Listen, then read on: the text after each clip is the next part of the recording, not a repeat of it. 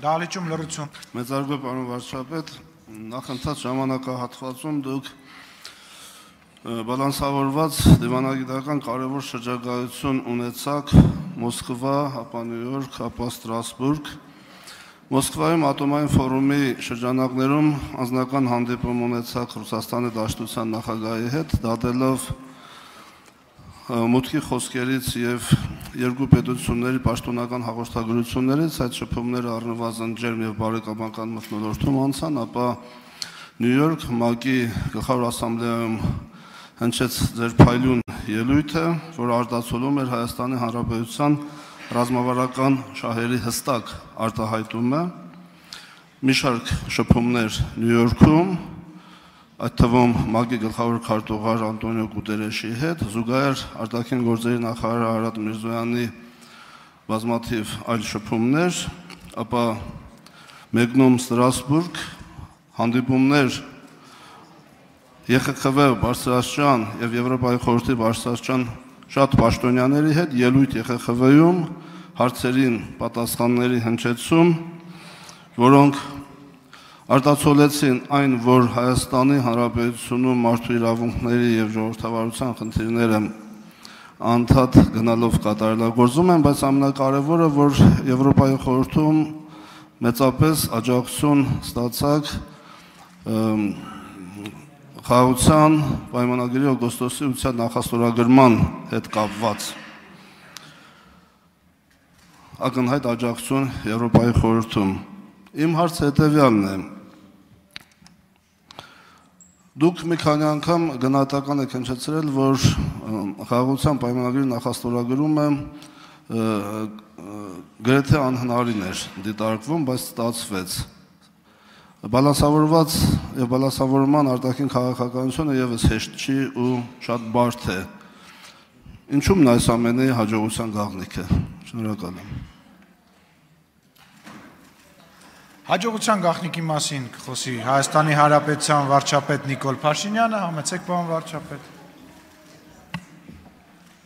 Շնորհակալ եմ պարոն Թորոսյան հարցի համար, իրականում գիտեք ձեր հարցը շատ կարևոր է, հետևյալ տրամաբանությամբ, որովհետև հիմա ես կարդում եմ, նախկինում ես կարդում էի մեր հավասարակշռված եւ հավասարակշռման արտաքին քաղաքականության վերաբերյալ ներհայաստանյան մեկնաբանությունները եւ զարմանում, հիմա էլ կարդում եմ միջազգային մեկնաբանությունները եւ զարմանում։ Հիշում եք այս ամբիոնից մի քանի անգամ ասել եմ, որ պետք չի գործընկերությունը շփոթել ամուսնության հետ եւ ընդհակառակը ամուսնությունը շփոթել գործընկերության հետ եւ հիմա գիտեք ինչն է, որ ամեն այցից հետո մեկնաբանություններ են հնչում, որոնք կարիք ունեն պարզաբանման։ Երևի թե բալանսավորման եւ բալանսավորված արտաքին քաղաքականությունը ինքը կարիք ունի պարզաբանման։ Ինչու՞, որովհետև նախկինում մենք խոսել էինք, որ եւ այս օրինակը կարծում եմ շատ հստակ է ցույց տալիս, մասնավորապես նոր միջուկային ռեակտոր կառուցելու մեր փնտրտուքների մասին եւ ես միջազգային մամուլի արձագանքներից հասկացա, որ մեր դիրքորոշումը կամ լավ պարզաբանված չի, կամ պարզապես այդ պարզաբանումը չի հասել հասցեատերերին։ Մենք կայացրել ենք ռազմավարական որոշում, որ մեր հաջորդ միջուկային ռեակտորը լինելու է փոքր մոդուլային։ Մենք դա բազմակողմանի քննարկում ենք ունեցել եւ այդ որոշումը կայացրել ենք։ Հիմա հաջորդ հարցը. ում հետ ենք մենք կառուցելու, ում հետ ենք գործընկերություն անելու։ Մենք մեր բոլոր գործընկերներին, ովքեր նման բան ունեն, նման տեխնոլոգիա ունեն կամ կարող են ունենալ, մենք բոլորին հարցրել ենք, ասել ենք դուք կնեղսրտեք, եթե մենք այս թեման քննարկենք նաև մյուսների հետ։ Բոլորը ասել են, որ ոչ։ Հիմա ինչ եմ ասում, որովհետև երբ որ ես գնում եմ Մոսկվա, ասում են վերջ, ուրեմն որոշվել է, որ Մոսկվայի Ռուսաստանի հետ է կառուցվում։ Միացյալ Նահանգների հետ հուշագիր ենք ստորագրում ու նոր գնում Մոսկվա, ասում են, բա հուշագիրը ստորագրեցին, ինչի գնացին Մոսկվա։ Գնում ենք Չինաստան, ասում են, բա չհասկացանք, հիմա այնա, մենք շատ թափանցիկ ասել ենք, որ այս պահին մենք ուզում ենք ստանալ առաջարկներ։ Եվ մենք այսօր նման խոսակցություն ունենք եւ Միացյալ Նահանգների հետ, եւ Ռուսաստանի հետ, եւ Չինաստանի հետ, եւ Հարավային Կորեայի հետ, եւ Ֆրանսիայի հետ։ Եվ որ առաջարկը մեզ, ընդ որում մենք քաղաքական կոմպոնենտ չենք դնում ընդհանրապես։ Մենք ասում ենք կոմերցիոն եւ տնտեսական շահավետության առումով մենք պետք է նայենք, որ առաջարկն է մեզ ձեռնտու եւ ընտրություն կատարենք ըստ այդմ, որ արձագանքեք գուցե շարունակենք։ Շնորհակալ եմ, պարոն վարչապետ, ձեր խոսքը շարունակելուց զատ նաև խնդրում եմ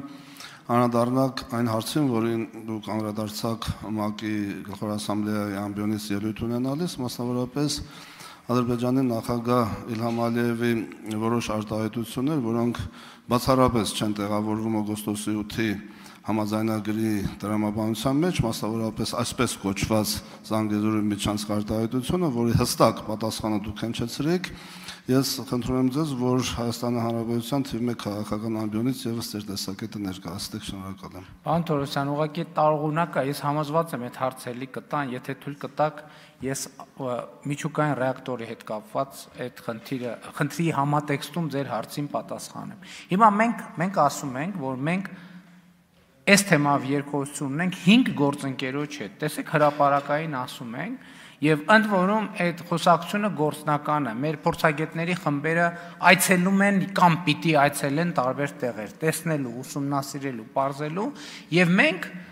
բայց մյուս կողմից էլ առաջիկա 1-2 տարվա ընթացքում մենք պետք է որոշում կայացնենք եւ պայմանագիր կնքենք, եւ այդ որոշում կայացնելու եւ պայմանագիր կնքելը չի ունենալու աշխարհքաղաքական, արտաքին քաղաքական ենթատեքստ, որովհետեւ մենք ուզում ենք փոքր միջուկային ռեակտոր եւ ուզում ենք դա առավել լավ գնով, առավել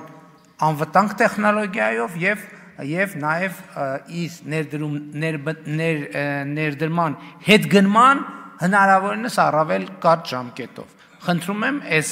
ոչ ոք սրա տակ աշխարհաքաղաքականություն չփնտրի։ Շնորհակալություն։ Հաջորդ